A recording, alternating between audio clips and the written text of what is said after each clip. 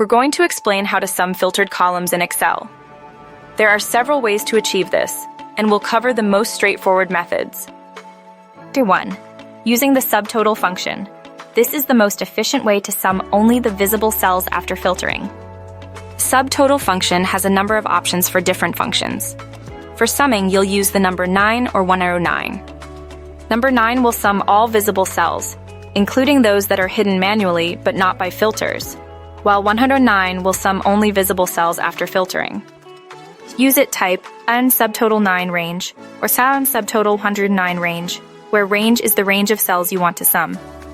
For example, if your data is in column A from A1 to A10, you would use x subtotal 9 A1 A10 or x subtotal 109 A1 A10. This will automatically update the sum whenever you filter the data. 2. Using the SUMIF function with a helper column for more complex filtering. If you have multiple filter criteria and need a more sophisticated approach, you might create a helper column. This helper column will indicate whether a row is visible after filtering. Let's say your data is in columns A and B, and you want to sum column B based on a filter on column A. The helper column, let's say column C, with the formula x subtotal 103A2, assuming your data starts in row 2, adjust as needed. This formula checks if the cell in column A is visible after filtering. It will return 1 if visible and 0 if hidden. Then in another cell, use the SUMIF function to sum only the visible rows in column B. SUMIF CC1BB. This sums column B only where column C, helper column, shows a value of 1, meaning visible. 3.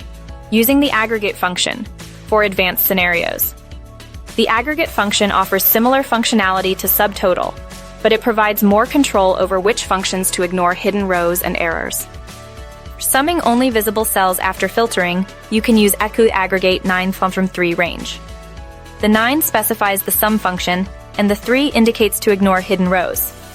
This option offers more flexibility in handling errors and other scenarios, which subtotal may not directly address. For example, aggregate 933 A1 A10 will give you the same result as equals subtotal 109 A1 A10. Remember to replace a range val with the actual range of cells you want to sum in each of these examples.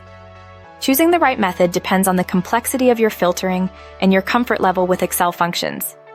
The subtotal function is generally recommended for its simplicity and efficiency for basic filtering scenarios.